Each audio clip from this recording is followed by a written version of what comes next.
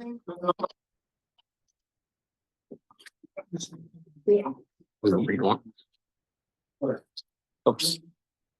What's happened?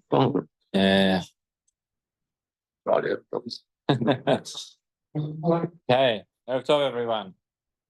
So let's talk a little bit in Yana Diyama this evening.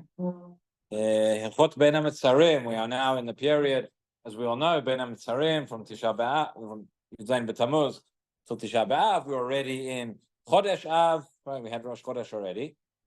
And it's interesting when you look through, there are three distinct stages, at least three, probably more, but at least three distinct stages of mourning, which changes as the laws go on and gradually we increase as we go through. Let's talk a little bit about what those are and what those stages are, and we'll see something fundamental that comes out of this at the end. But the first stage, so you have Ben HaMetzarim, which is from Yud Zayin Tammuz until we get to Rosh Chodesh Av. It may surprise you to hear that doesn't really, that stage, that period, right, we call this the 3 weeks in English.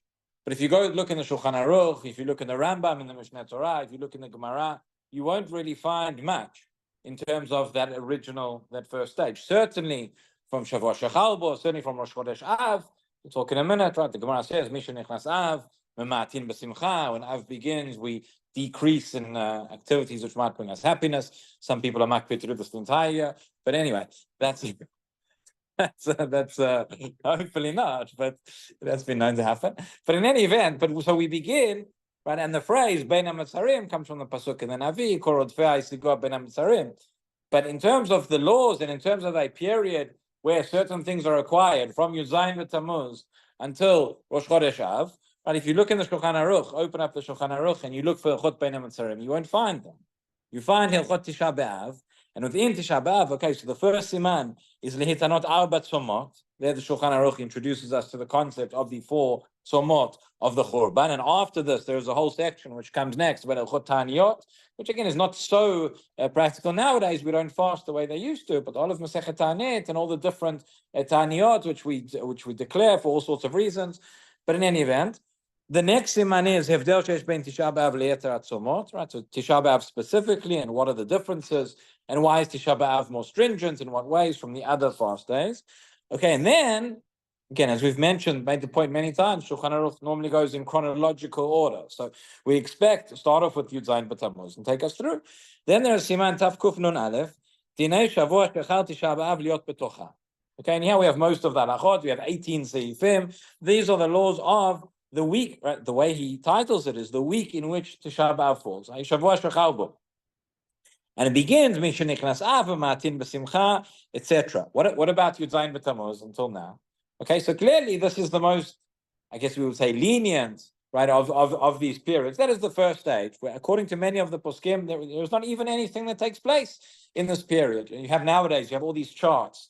Everybody has, you have the chart. What can you do from Yud Zayin B'Tammuz? What can you do from Rosh Chodesh Av? What can you do Shavua Shechalbo? Right? Where do these charts come from? Because if you look through the Shulchan Aruch, you won't find it. So the Shulchan Aruch starts telling us what we can't do in Av, and the Ramah comes along and says, no, the Ashkenazim are machmir already from Yud Zayin B'Tammuz, you can't do that. And then the Ramah, and then the Shulchan Aruch says what you can't do from Shavua Shechalbo, and the Ramah comes along and says, no, the Ashkenazim are machmir already from Rosh Chodesh Av. Right? And there are historical reasons for that as well.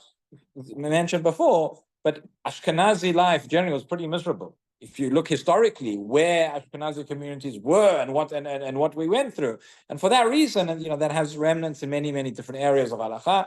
This is one of them, and throughout the ages, Ashkenazi communities accepted more and more chumras and stringencies as a result of different persecutions, etc. But in any event, so what happens? So stage number 1, right, from Yud Zayin B'Tammuz until Rosh Chodesh Av, and as I said, there's not that much difference. Okay, so we don't have weddings during this time. Again, if you're Ashkenazi, we don't shave, or we don't have haircuts, and maybe we don't listen to music. Music also is a fascinating case study, right? Both by Sfirat HaOmer, and everybody remembers Sfirat HaOmer, in 3 weeks you don't listen to music. It doesn't actually say anywhere explicitly that during this time you can't listen to music. And where there are a number of hypotheses as to where it comes from, and people are more machmir about it. It may be the Gemara says that nowadays, since the Churban, you shouldn't listen to music at all. You shouldn't listen to music ever. I don't know. I know one person who is there's one person I know who is makpid on this. He won't go to concerts. He won't listen to music. Okay. But most people, and there are reasons, and there are good reasons why we don't accept that in its full form. But in any event, so there are those who say if there's such a gzeira exists, at least in the time, the 3 weeks when we are mourning the Churban, at least that's a time to be makpid on these inyanim. In any event, so that is stage number 1, from Yuzayin B'Tammuz until Rosh Chodesh Av. Right? Maybe a few restrictions, maybe no restrictions. Pretty much carries on as normal for most people, with 1 or 2 different things. Then we get to, as we mentioned, Rosh Chodesh Av. This is stage number 2, right? And as we said, says the Gemara, says the Shulchan Aruch, Misha Nechnas Av Ma'atin B'Simcha. We reduce our things which will cause us joy, which will bring us simcha. Not always so easy to define exactly what that is, but certain things. So, for example, it says the language that's used. It says any masau matan ubinyan shel simcha. So any type of business, any type of building or planting or things, renovating, etc., that's going to bring you happiness. So that is something that should be you should refrain from in these days. There again, the Shulchan Aruch tells us from Rosh Chodesh Av. Ramah says already from Yuzayin B'Tammuz. But we have other restrictions as well. We don't eat. I'm going to talking about the Ashkenazi custom now, anyway. But we don't eat meat. We don't drink wine, right, with the exception of Shabbos. Somebody actually asked me this week, what about Shabbos leftovers? On Sunday it's Av. Can you have the leftovers? So, you laugh, but there is a real discussion in the poskim. There's a big discussion as well. What do we do about Havdalah? Motzei Shabbat during the night, because you can't drink wine. Grape juice is considered wine for this fact as well. So that is there are those who say in any event it's Havdalah, it's the mitzvah. There are those who say maybe do it use a different beverage. Those who say better to use wine and you just have to drink it. En malasot. And actually, I remember when our eldest son was born, so it was in the 9 days. His birthday is Hey Av, and he was born just before Shabbat. So we were in the hospital for Shabbat, and a family member came to visit, and they brought us some food. And I remember they kept telling me, you have to eat it on Shabbos. It's fleishig. You have to eat it on Shabbos. It's fleishig. I was, son had just been born. I wasn't really thinking about 9 days, not 9 days. I thought to myself, every time she said it, I kept thinking, she's so makpid on Oneg Shabbos that I have to eat the flesh on Shabbat, and I don't understand. And then we got to Motzei Shabbat, and that's why she was telling me. In any event, so we don't eat meat, we don't drink wine. Bathing for pleasure is not allowed. Right, washing oneself for hygiene is allowed, recommended, but bathing for pleasure is not allowed. Right, we don't wash clothes, taking clothes to dry cleaning, etc. So there's a little bit more. And it's felt a little bit more intensely. And finally, we get to the 3rd stage. As I said, the Shavua Shechalbo as well. There's different ways we can divide this up. But the most intense stage, everybody agrees, is Tisha B'Av. Tisha B'Av, which will fall next week.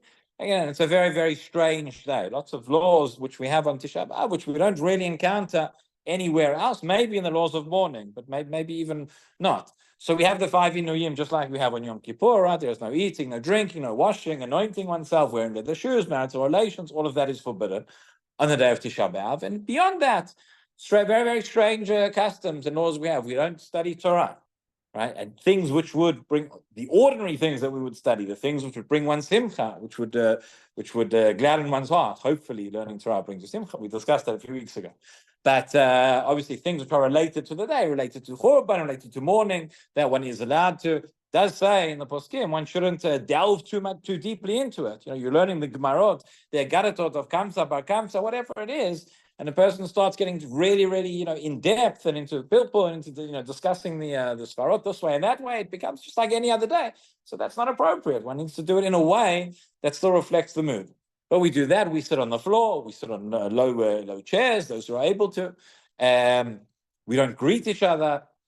That's always the strange one. It's always very awkward. You see the other person, and you both know you're not meant to greet each other. But what do you? So you can't say hello. Does how are you? Everybody has this. But all these things that we do. So clearly there is a progression, and there's a progression that goes from Yuzayin B'Tammuz, as I say, the first time where there's barely any noticeable change to our lives, going on to Rosh Chodesh Av, in which there is certainly a noticeable change, and until Tisha B'Av, the day itself, which is the most intense. Ironically, just as you would expect things to get the most intense, we get to Chatzot on Tisha B'Av itself, and then we start to lessen things.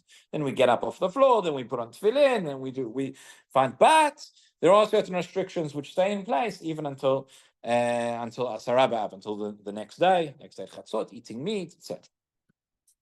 So Rav Soloveitchik and others point out that when you look at these three stages and all the restrictions, I'm not going to go into all the halachot of Avelut, but they very, very much parallel the three stages of mourning that a person has when a relative dies.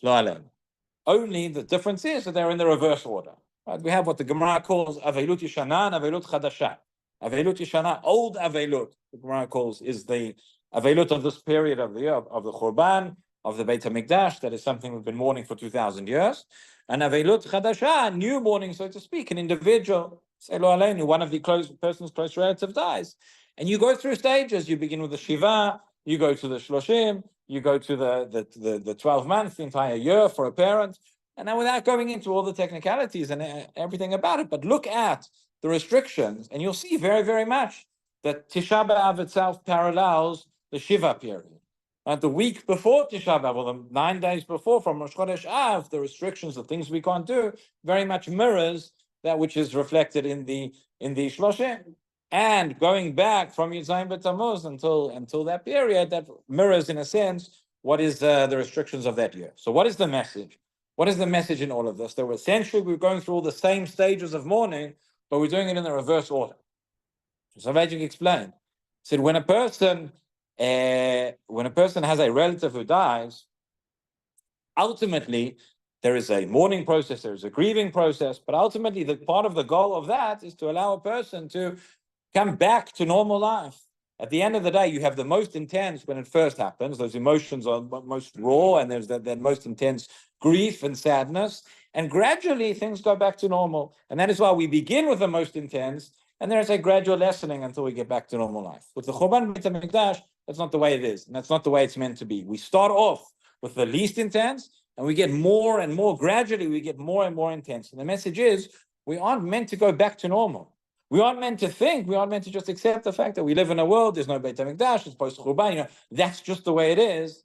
I think this year we can all connect and we can all understand a little bit more that there's something very, very wrong with the state of our world. And there's something that's very, very, that this is not the way it's meant to be. It's not something we should just accept. It's not something that's just normal. And therefore we intensify. And we don't just let things go back gradually, but the message is we have to tap in, we have to identify, we have to recognize. Obviously, we're not going to live our entire lives, entire year in a state of mourning and sadness, but remember to take something away at the end of the day, that this is not ordinary.